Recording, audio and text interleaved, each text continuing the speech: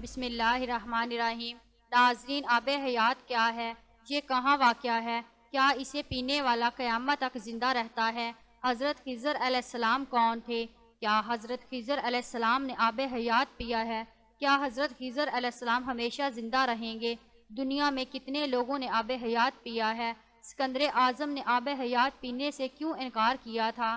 آب حیات محض ایک خیال یا افسانہ ہے یا اس کی کوئی حقیقت بھی ہے؟ یہی ہماری آج کی ویڈیو کا موضوع ہوگا، اور آج کی اس ویڈیو میں ہم آپ کو آب حیات کے بارے میں مستند معلومات فراہم کریں گے۔ ناظرین، اس حقیقت کے باوجود کہ ہر ذی روح کو موت کا ذائقہ چکھنا ہے، حضرت انسان ہمیشہ سے ابدی زندگی کی تلاش میں رہا ہے، اور اس کی اشد خواہش رہی ہے کہ وہ موت جیسی حقیقت سے چھٹکارا حاصل کر لے۔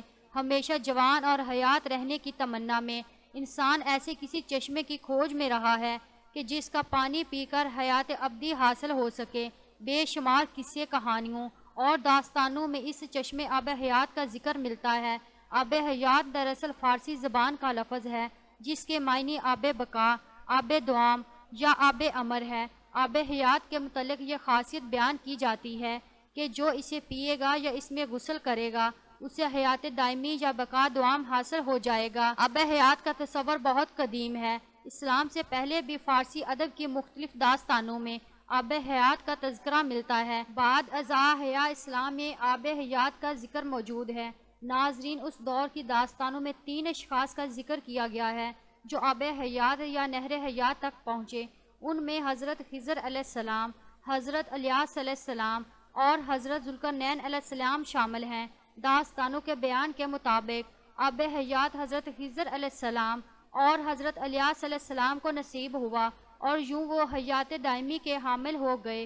یہ ایک ایسا مسئلہ ہے جس کے بارے میں یہ طے کرنا بہت مشکل ہے کہ آیا آب حیات کا کوئی وجود تھا، ہے یا نہیں، اور حضرت خضر علیہ السلام سے اس کا کیا تعلق ہے۔ اس زمن میں مفسرین اور محدثین مختلف آراء رکھتے ہیں۔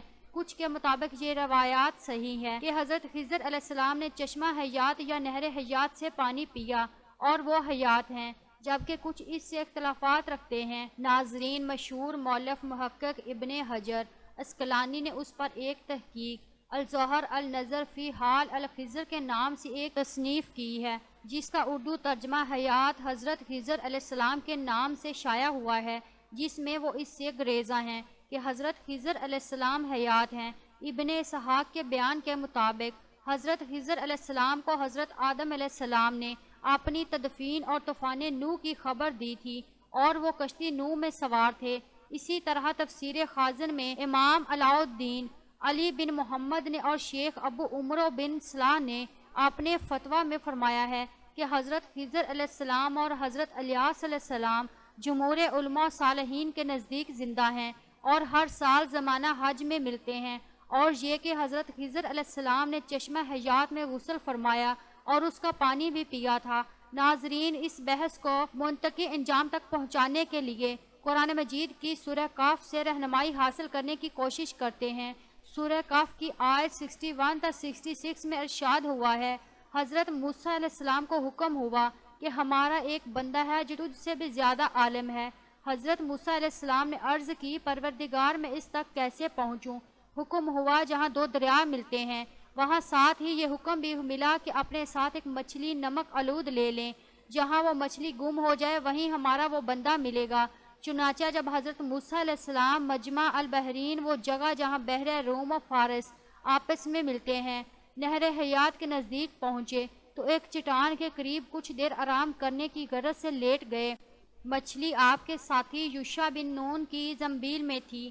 پانی کے قطرے جیسے ہی اس پر پڑے وہ بحکم خدا زندہ ہو کر پانی میں غوطہ زن ہو گئی اور ایک سوراخ کے ذریعے بشکل سرنگ پانی میں اترتی چلی گئی۔ جب حضرت موسیٰ علیہ السلام وہاں سے روانہ ہو کر کچھ دور گئے تو یوشع سے پوچھا کہ مجھے بھوک لگی ہے، وہ مچھلی لے آؤ۔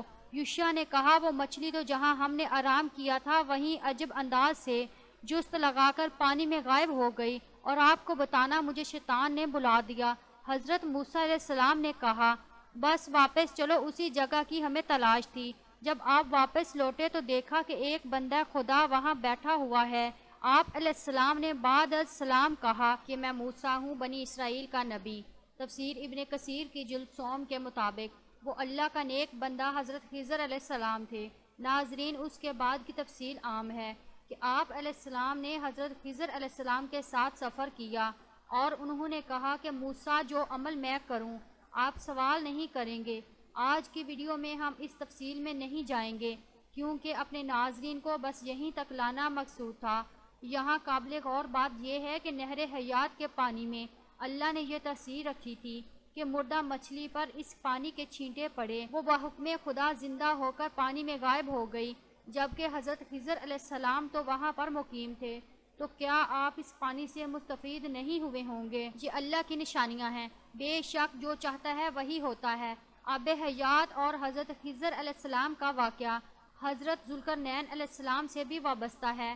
حضرت خضر علیہ السلام حضرت ذوالقرنین علیہ السلام کے خالہ زاد بھائی، وزیر اور علمبردار رہے ہیں۔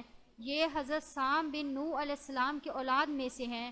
مختلف تواریخ میں یہ بیان ملتا ہے کہ حضرت ذوالقرنین علیہ السلام نے قرآنی کتابوں میں پڑھا تھا کہ سام بن نوح علیہ السلام کی اولاد میں سے ایک شخص چشمہ حیات سے پانی پی لے گا تو اس کو موت نہ آئے گی، اس لیے حضرت ذوالقرنین علیہ السلام نے اس کی تلاش میں مغرب کا سفر کیا۔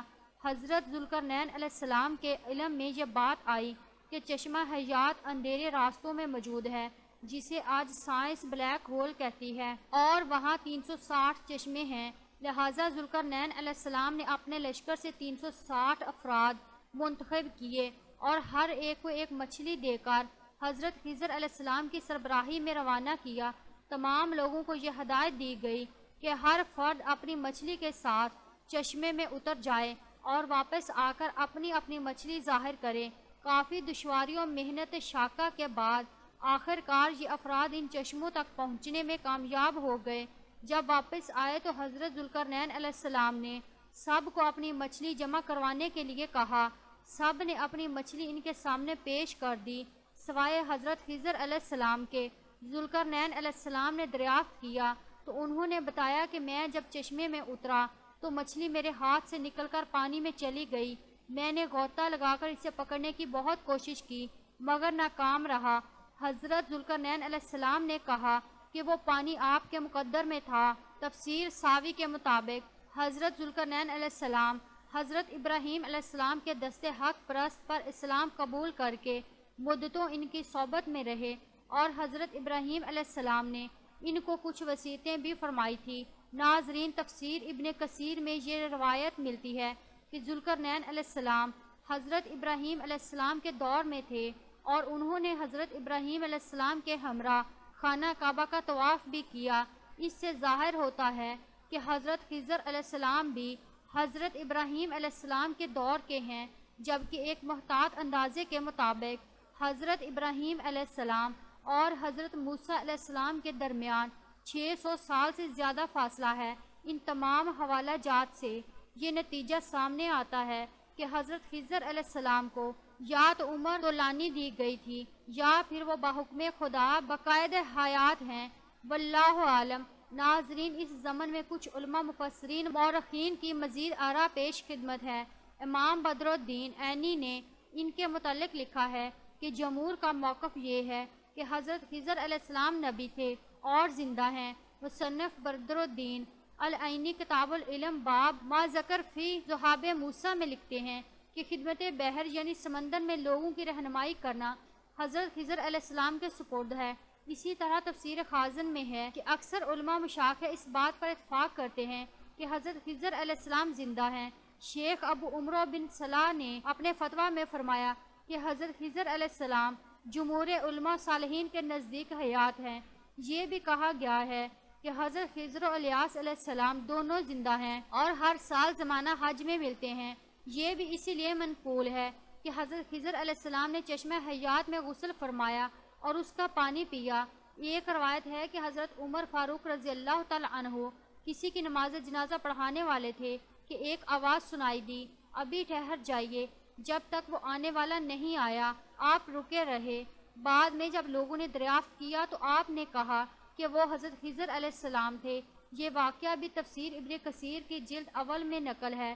کہا جاتا ہے کہ سکندر اعظم کو شوق ہوا کہ وہ آب حیات کا چشمہ تلاش کرے اور اس کا پانی پیے۔ وہ اسے تلاش کرتا کرتا اس تک پہنچ گیا تو اس نے چشمے کے کنارے پر ایک پرندہ پایا جس کے بال اور پر جھڑ چکے تھے، کھال لٹکی ہوئی تھی، چونچ گھس چکی تھی، لنگڑا لنگڑا کر چل رہا تھا۔ سکندر نے پوچھا، اے طائر لاہوتی، تو آب حیات کی چشمے کا پانی پی کر ٹھیک کیوں نہیں ہو جاتا؟ کیوں اتنی تکلیف میں پڑا ہوا ہے؟ طائر لاہوتی نے جواب دیا کہ اس چشمے کا پانی پی کر تو اس حال کو پہنچا ہوں۔ اب علم ہوا کہ آب حیات ابدی زندگی تو دیتا ہے مگر جوانی نہیں۔ اب بڑھاپے نے میرا یہ حال کر دیا ہے کہ چلنے پھرنے سے لاچار ہوں مگر موت نہیں آتی کہ کچھ راحت پاؤں۔ سکندر نے پانی پینے سے انکار کر دیا اور واپس پلٹ آیا اور 32 سال کی بھری جوانی میں دائی اجل کو لبیک کہا۔ ناظرین، آب حیات کے موضوع پر کچھ فلمیں بھی بنائی جا چکی ہیں اور کئی ناولز بھی لکھے جا چکے ہیں۔ انسان نے تقریباً ساری دنیا کھنگال ڈالی ہے۔ بے شمار خفیہ، گرد سرد اور مختلف نمکیات سے بھرپور چشمے بھی مل گئے ہیں مگر جوانی کا چشمہ اور آب حیات نہیں مل سکا۔ علم و تحقیق کے مطابق بڑھاپے یا عمر میں اضافے کا سلسلہ پیدائش کے دن سے ہی شروع ہو جاتا ہے۔ بچے کا بڑا ہو کر بالغ ہونا، پھر بڑھاپے میں قدم رکھنا، جس کے بعد اضافہ عمر کے سبب انسان کی کارکردگی گھٹنے لگتی ہے جو بالآخر موت پر ختم ہو جاتی ہے۔ ناظرین، آج پوری دنیا کے سائنسدان اور ڈاکٹرز موت کے خطرات کو کم کرنے کی دوڑ میں لگے ہوئے ہیں۔ سب کی کوششیں ہیں کہ کسی طرح انسان کی عمر بڑھا کر موت جیسی حقیقت سے دور کیا جا سکے، مگر بحیثیت مسلمان ہمارا عقیدہ ہے اور قرآن مجید فرقان حمید کہتا ہے، کل نفس ذائقۃ الموت، ہر ذی روح کو موت کا ذائقہ چکھنا ہے۔ اصل چیز زندگی کی امنگ اور طبیعت کی جلانی ہے جس کے بغیر لمبی زندگی ایک عذاب بن جاتی ہے۔ ہماری تو یہی کوشش ہونی چاہیے کہ دنیا میں ایسے اعمال سر انجام دیے جائیں کہ پھر اللہ تبارک تعالیٰ کے وعدے کے مطابق ایک پرلطف حیات دائمی ہمارا مقدر بن جائے۔ ناظرین، ویڈیو پسند آئے تو ویڈیو کو لائک کیجئے، چینل کو سبسکرائب کیجئے اور کمنٹ باکس میں اپنی رائے کا اظہار ضرور کیجئے۔ اللہ پاک سے دعا ہے کہ وہ ہمیں نیک عمل کرنے کی توفیق عطا فرمائے۔ آمین ثم آمین۔